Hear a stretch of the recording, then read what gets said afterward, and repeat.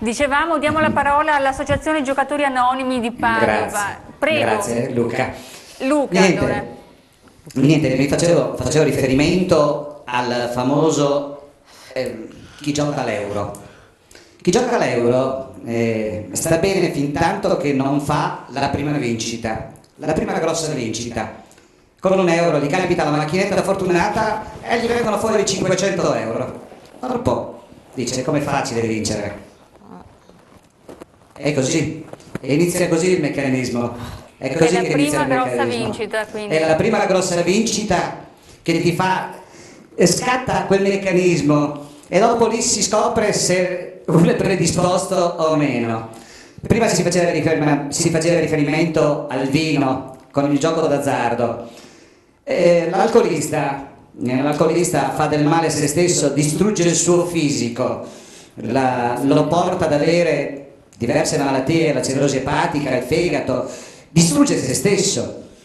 Non per adesso, per l'amor del cielo, non renderlo più grave del gioco d'azzardo, ma il gioco d'azzardo coinvolge tutta la famiglia, gli affetti. Beh, anche l'alcol, scusate. Sì, per l'amor del cielo, anche l'alcol. Però la famiglia del giocatore d'azzardo viene distrutta economicamente, affettivamente, viene distrutta in tutti i suoi sensi rispetto all'alcolista.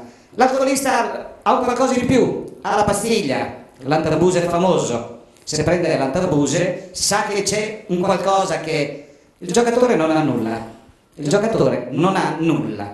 Grazie Antonio della testimonianza. Se la regia manda il contributo relativamente ai numeri del gioco d'azzardo, proviamo a completare quello che è un quadro. Abbiamo cercato un po' di parlare di un fenomeno di cui si parla poco. I numeri a volte parlano più di tante parole. A voi il contributo.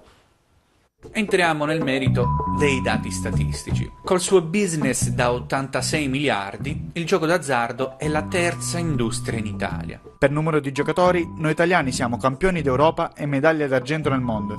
Ma qual è la spesa pro capite? Ogni maggiorenne spende circa 1.700 euro con picchi di oltre 2.000 euro a testa in Abruzzo e nel Lazio. Quanti italiani giocano? Secondo il CNR di Pisa, dal 2010 al 2011 hanno tentato la sorte 19 milioni di italiani dai 15 ai 64 anni. Un numero impressionante, visto che si tratta del 47,2% della popolazione, con 5 punti in più rispetto al biennio 2007-2008, in cui la percentuale era del 42%. Ma giocano di più gli uomini rispetto alle donne, il 60% circa contro il 40%. Ma se si va indietro al 2008, si scopre che le scommettitrici erano il 28,8%, quindi nel giro di pochi anni hanno avuto un aumento considerevole. I giocatori appartengono ad ogni classe sociale, però spendono di più i poveri, lo dimostra l'Eurispes, infatti giocano quasi il 47% degli indigenti. E fra i più giovani? Almeno 800.000 ragazzi italiani fra i 10 e i 17 anni giocano d'azzardo, 400.000 bambini fra i 7 e i 9 anni hanno già scommesso la paghetta su lotterie e bingo. Chi gioca, cosa gioca? Secondo l'AMS nel 2011, più della metà dei soldi spesi vengono giocati a slot machine e videolottery. In questo senso i numeri purtroppo parlano molto chiaro e purtroppo sono numeri che creano nuove povertà. Noi continuiamo con il prossimo servizio per completare un po' questa panoramica. L'uso indiscriminato e senza controllo delle slot machine ha generato nel tempo nuove povertà, biologiche, sociali e strutturali. Per povertà biologiche ci riferiamo alla ludopatia, ovvero la malattia del gioco. Secondo il CNR oggi ci sono circa 1.700.000 italiani a rischio, mentre sono 500.000 i patologici accertati. Dagli studi AMS emerge che lo sviluppo della patologia è molto più rapido con le slot, una dipendenza in cui inaspettatamente cadono più le donne che gli uomini. Ci sono poi le nuove povertà sociali, ovvero la difficoltà nella vita fisica e nei rapporti sociali. Isolamento, aggressività, disinteresse, insonnia. Sono questi i sintomi di chi gioca d'azzardo nel vortice di una patologia sociale. A cadere in questo vortice, come abbiamo visto, sono in particolare i giovani e gli anziani. È il miraggio di un guadagno immediato e della vincita facile a spingere anziani e giovanissimi dunque a giocare, trovando nell'emozione dell'azzardo la compensazione a uno stato di vuoto che li affligge dovuto alla solitudine, alla noia e alla demotivazione. Ci sono poi le nuove povertà strutturali, ovvero le trasformazioni strutturali prodotte dal gioco d'azzardo. I luoghi nuovi del ritrovo, infatti, come sale bingo e videolottery, possono essere interpretati come inediti dispositivi di controllo sociale, in grado di condizionare le persone, le loro attitudini e le loro energie. Luoghi anonimi e deterritorializzati che non raccontano nulla né delle persone né del loro rapporto con gli altri, ma che sono stati in grado di sostituirsi alla piazza e alla strada. Proprio chi combatte questi luoghi anonimi è appunto l'associazione Slot Mob, che ci ha aiutato peraltro con questi contributi a semplificare un problema che è molto complesso, che richiederebbe molto più tempo anche nel dibattito. Però nel concreto quali sono i prossimi Slot Mob che andrete a fare e che riscontro trovate poi tra la cittadinanza, tra i ragazzi che sono i primi protagonisti di questi eventi? Cioè colonizzare i bar, le iniziative che non hanno slot all'interno, per cui che mantengono un gioco sano, un po' come una volta, magari anche la schedina fatta la domenica di fronte a una partita, se ancora possiamo parlarne. Ma allora in che cosa consiste la vostra attività e quali prossimi appuntamenti? Allora, la nostra attività consiste appunto in fare questi slot mob nei bar che non hanno le slot machine o comunque altri tipi di gioco, e abbiamo iniziato 1 anno e mezzo fa e siamo già questo fine settimana all'85esimo slot mob in giro per l'Italia. La Dove sarà questo fine settimana? Sarà a Pavia e ad Alba, ce ne saranno 2. E noi ci proponiamo appunto di promuovere il buon gioco, quello sociale. Mi dispiace molto di aver sentito nello stesso discorso che il calcio balilla è un gioco gravissimo per cui un'attività può chiudere.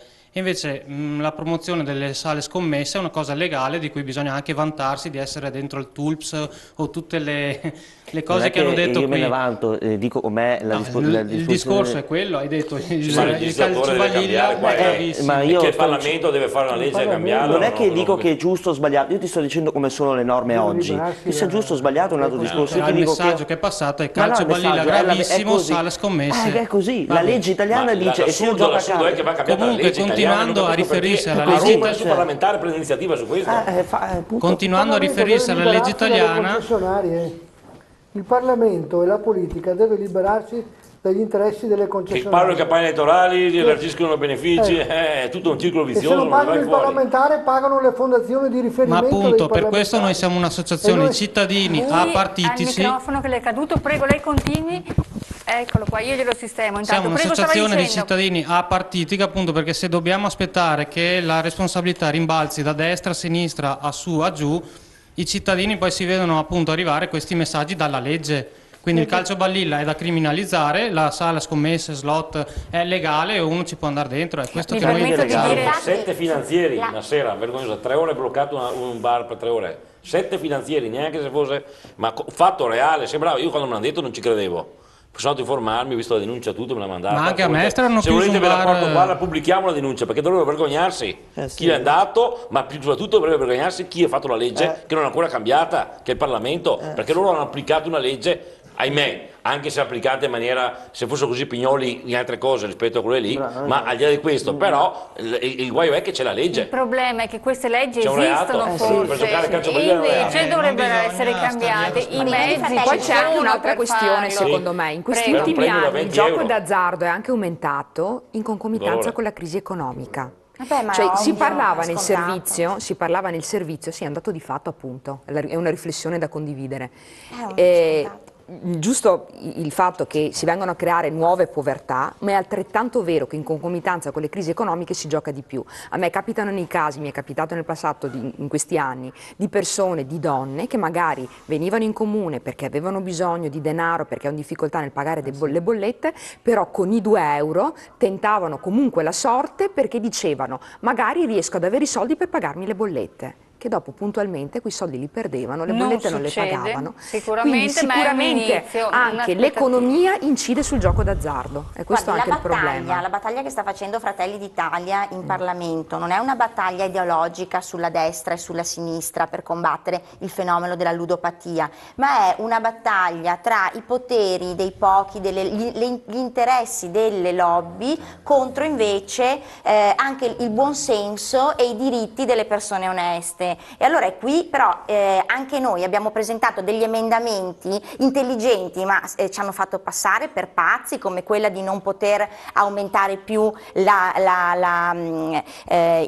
aperture di nuove sale slot, le distanze dai luoghi quelli sensibili come le chiese, gli ospedali, le scuole, l'avevamo messo a 500 metri, adesso arriverà il nuovo decreto, perché lo ha dichiarato ieri il sottosegretario del Partito Democratico, sottosegretario all'economia, che il nuovo decreto di cui stavamo parlando prima probabilmente metterà sì, una distanza di 200 metri forse, ma allora fossero non anche può 500, il governo penso che il problema rimanga eliminare tutto quello che le regioni con fatica sono riuscite ad approvare, come per esempio in Lombardia, che è proprio l'assessore Beccalossi di Fratelli d'Italia, che fu la prima a riuscire ad avere questa legge contro la ludopatia in Lombardia. Ecco, adesso arriva lo scienziato sottosegretario del Partito Democratico e abolisce quello che invece una regione ha stabilito autonomamente e legittimamente. Per me è giusto, dice, però bisogna anche capire che poi all'interno del paese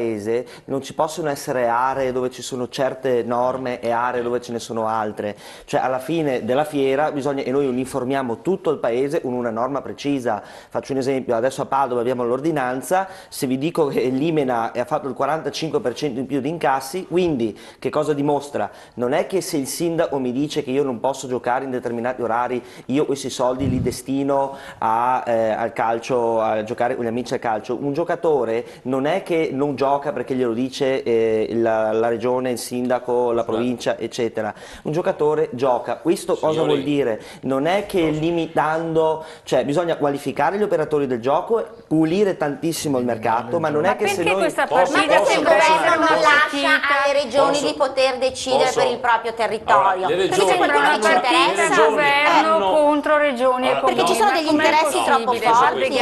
Un attimo solo.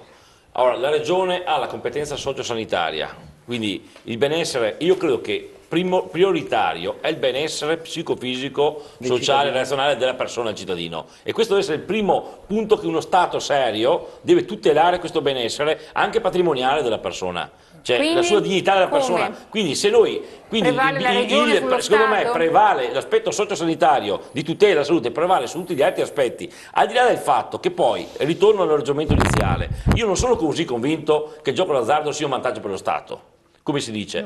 Io quando si facevano i conti, io ho fatto ancora qualche anno fa, 4 punti alla mano, quando si è tolto l'IMU sulla prima casa, che poi in maniera subito è stata parte ripristinata, l'introito per lo Stato, diciamo Stato nel senso tutte le declinazioni territoriali eccetera, parlavano di 4 miliardi di euro.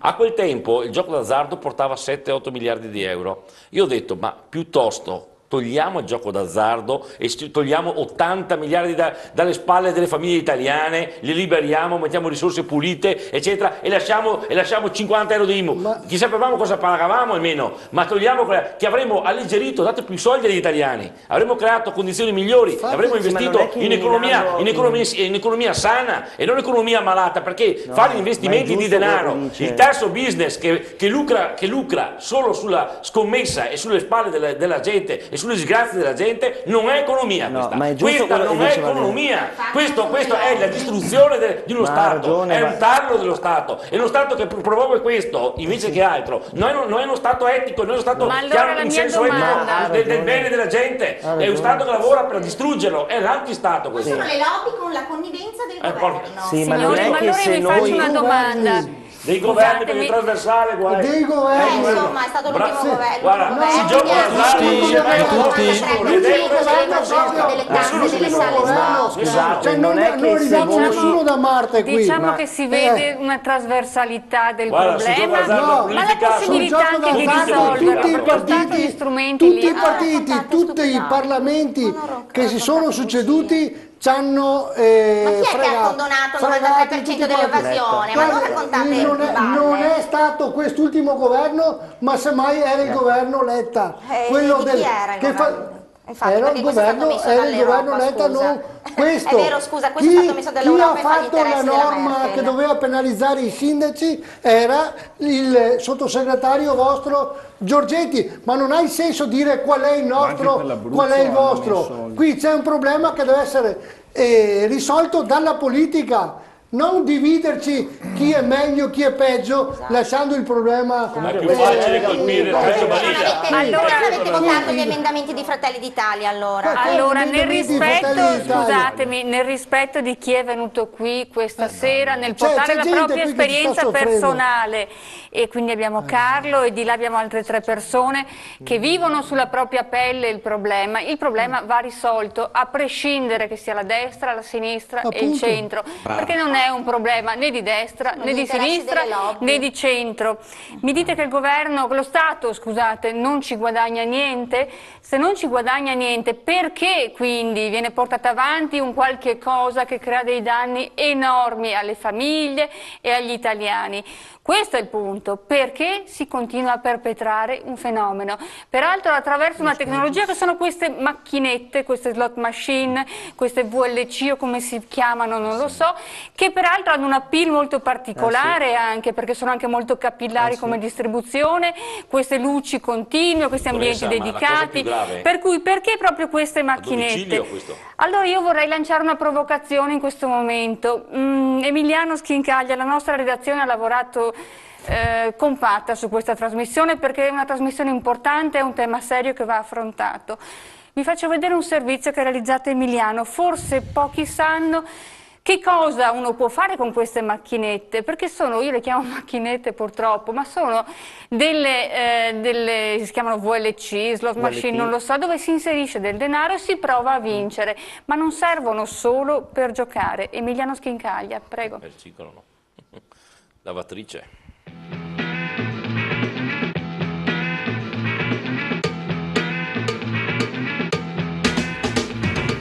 Vogliamo dimostrarvi quanto sia facile oggigiorno riciclare del denaro e legalmente. Facciamo finta che questi soldi abbiano una provenienza dubbia. Sono 1000 e passa euro.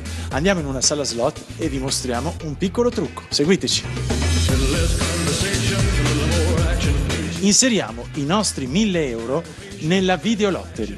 Dopo poco, facendo finta di essere annoiati, schiacciando il tasto annulla giocata, riceveremo dalla macchina un ticket. Il ticket verrà consegnato da noi in cassa e su richiesta dell'esercente del nostro IBAN i soldi verranno direttamente versati sul nostro conto corrente ed è tutto regolare ed esentasse. È una vincita. Salotto, Quindi, per capirci, io ho 1000 euro, 2000 euro, accettano banconote da 500 queste macchinette, le infilo, gioco 1 euro, gioco niente, chiedo di restituire i soldi, è un mio diritto, mi esce un tagliando, mi presento in cassa e io ho vinto quell'importo che ho appena inserito. Per cui se quell'importo era un importo proveniente, non lo so, da, diciamo illecito, le provenienze, lasciamo la fantasia poi pensarci, se quell'importo era illecito in quel momento diventa un importo lecito, per cui io sono giustificato di fronte a un controllo di una guardia di finanza di lì a 1 anno, 2 anni, io ho il mio tagliandino che dimostra che è una vincita quella, non erano soldi che ho inserito io, perché non viene fatta una differenza tra quello che ho inserito o quello che ho vinto, quella è una vincita, per cui in quel momento io sono autorizzato ad avere quell'importo sul mio conto corrente, di fronte ad un'indagine io potrò dimostrare questo pezzo di carta e niente mi potrà essere detto, per cui a fronte di una vincita, supponiamo io ho 100.000 euro, li inserisco in questa macchinetta? Voglio essere molto chiara con chi ci guarda a casa, perché è un concetto che sembra assolutamente incredibile, almeno per me è stato così. Io mi trovo quei 100.000 euro sul mio conto corrente, mi compro una macchina, la Guardia di Finanza viene e mi chiede ma come ha fatto a comprarla che lei prende 1.000 euro al mese? Ho vinto 100.000 euro, anche se magari non è stato così. Allora questo è un problema di software, è un problema di normativa, è un'opportunità per molte persone? Forse sì. Un'opportunità per la mafia. Però questo forse è il motivo per cui si continuano a distribuire queste macchinette. Questa è una domanda che noi ci facciamo come redazione, è un punto aperto. Sicuramente servirà un ulteriore dialogo e dibattito con la presenza anche delle forze dell'ordine che ci spieghino, perché molto è il lavoro delle forze dell'ordine sul campo. Purtroppo a volte mancano gli strumenti. Buonasera, grazie a tutti quelli che ci hanno seguito da casa, grazie agli ospiti in studio, presenti in questo studio, nel nostro secondo studio, quindi l'associazione Gamma Non, l'associazione Giocatori Anonimi e tutti gli ospiti qui presenti.